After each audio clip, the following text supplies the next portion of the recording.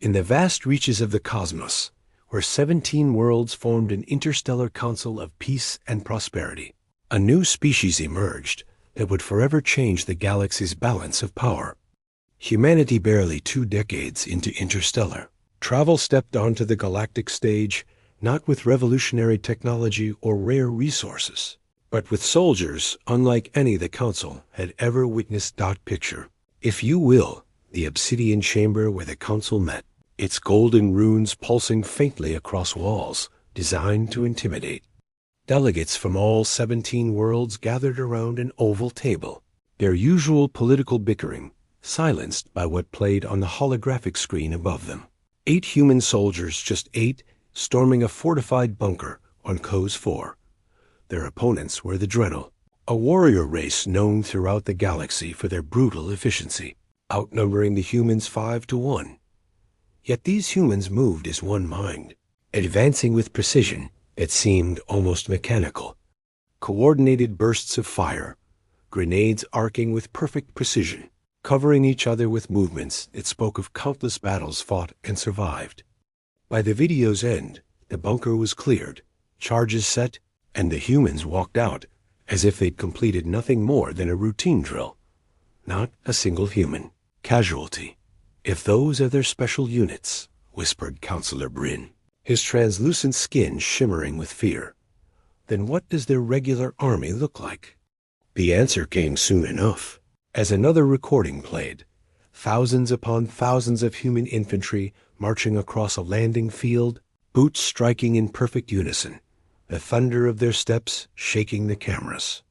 Their weapons gleamed in the sunlight, and their banners fluttered with symbols no alien could quite decipher, though their meaning was unmistakable. Victory or death.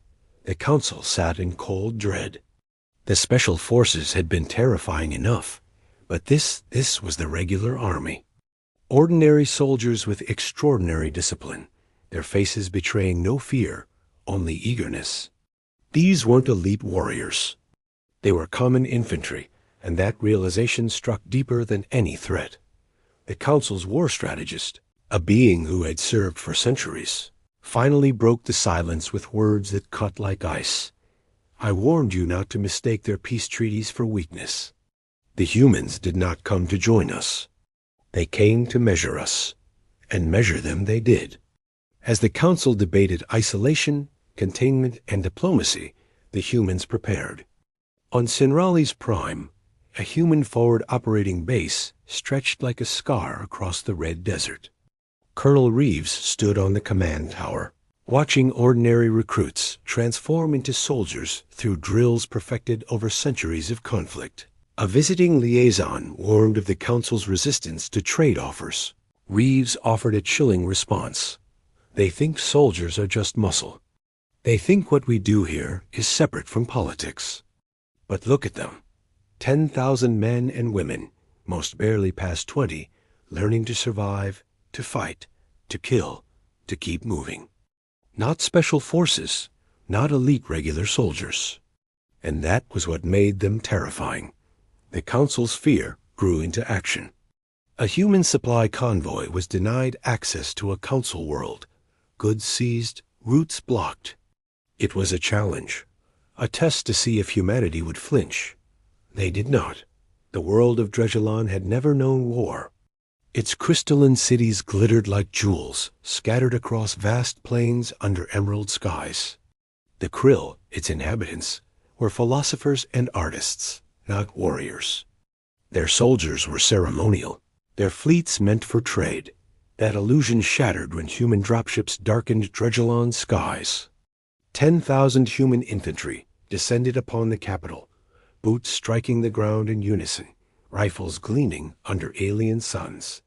The Krill defenders scrambled to form ranks, but their numbers were pitiful against the tide of disciplined soldiers who moved with the precision of predators born to hunt. Colonel Reeves stood at the forefront, feeling no hatred for the Krill, only the cold resolve of a man doing what history demanded.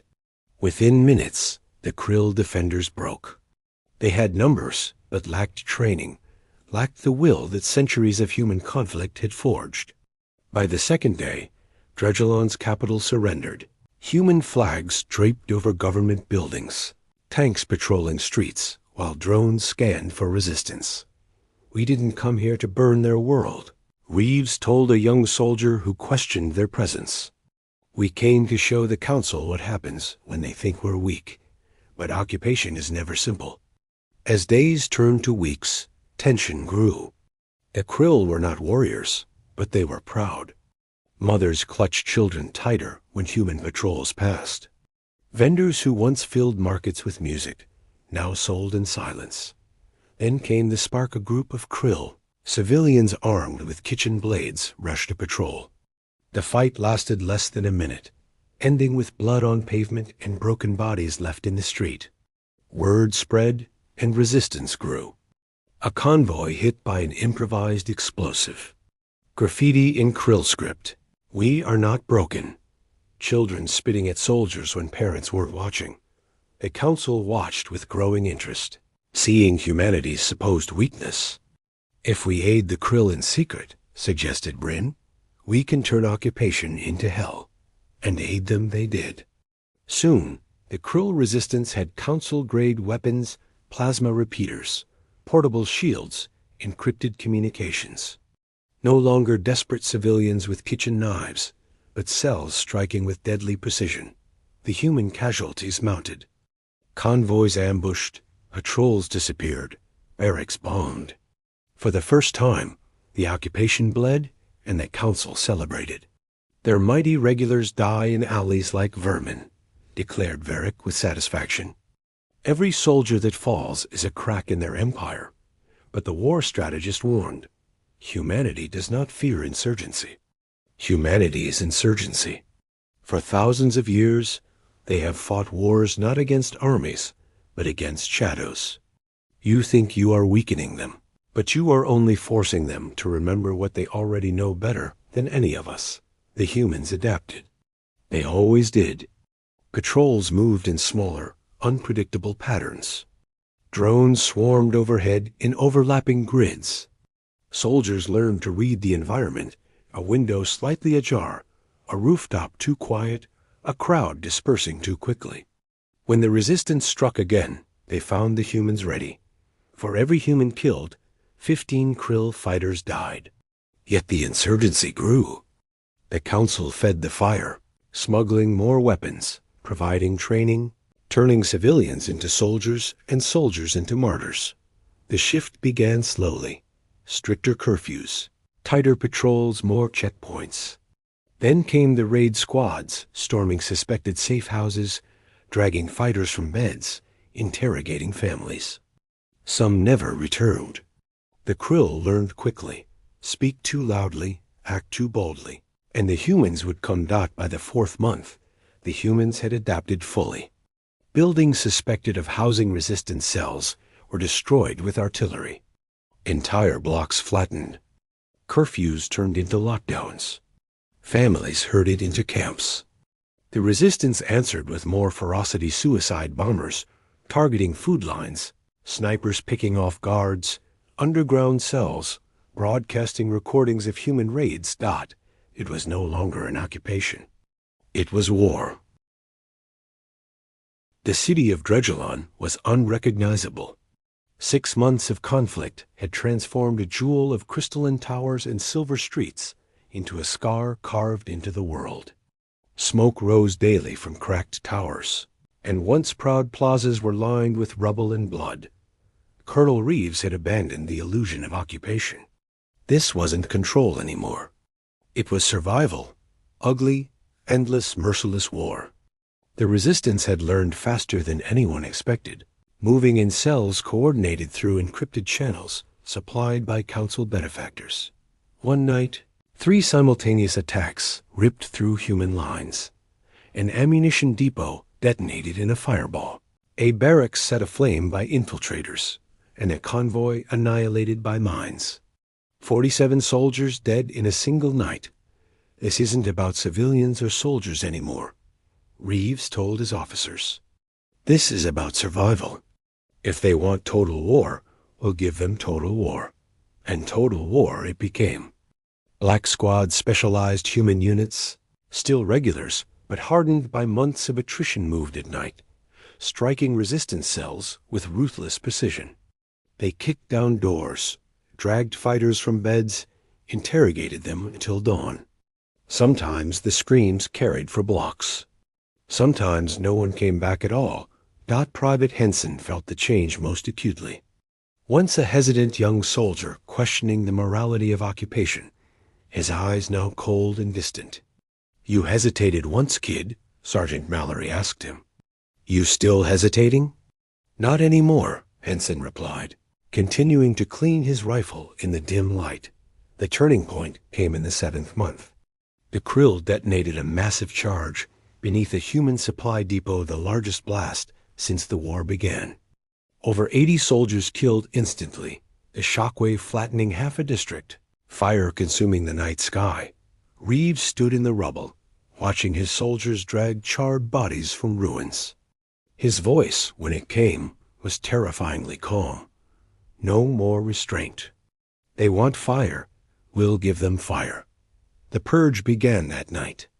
Artillery hammered suspected resistance strongholds until nothing remained but craters. Airstrikes reduced entire neighborhoods to rubble. Anyone suspected of aiding the insurgency was executed. A sniper killed 2 soldiers. The entire block he fired from was burned.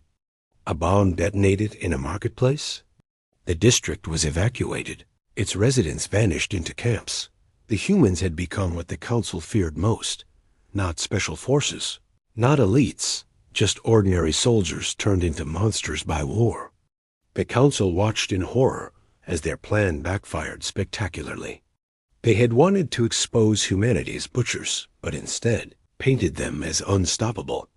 "I warned you," the war strategist told them. "You do not understand. You are not breaking them. You are forging them." By the 8th month, Dredgelon was broken. The resistance still fought, but their numbers dwindled, their safe houses destroyed, their leaders executed. Civilians lived in terror, hiding from both humans and their fighters. The city was dead, a graveyard lit by fire. The war ended not with surrender, but with silence. Weeks later, transports began flying soldiers off-world. Not all, as many were still needed to hold the ashes. But rotations had to begin. The first units to leave were those who had been there since the beginning. They didn't leave as they had arrived. Once eager young soldiers with sharp uniforms and bright eyes, they now marched in silence, armor-scarred, faces hollow, moving with perfect precision as if their souls had been welded into one machine. These soldiers became more than men and women. They became a story. They survived Dredgelon, people whispered, the phrase carrying weight, carrying terror, carrying respect. Young recruits looked at them with awe. Aliens looked at them with dread. In time, Dredgelon became a word with dual meanings. To the Krill, a tragedy never to be forgotten. To the Council, a warning of humanity's ruthlessness. And to humanity itself, proof that they were ready for the galaxy, proof that their armies, ordinary as they were, could not only fight among the stars, but dominate them. Colonel Reeves never returned to Dredgelon. He didn't need to. The city lived within him, carved into his bones. As he stood once more before his men, watching them march with perfect precision across the parade ground, he felt a chill run down his spine. They were not special forces. They were not elites. They were regulars. And that was enough to terrify the galaxy. And in the cold halls of Earth's command centers, generals whispered to each other, "If this is what our regulars can do, imagine what happens when we unleash our elites."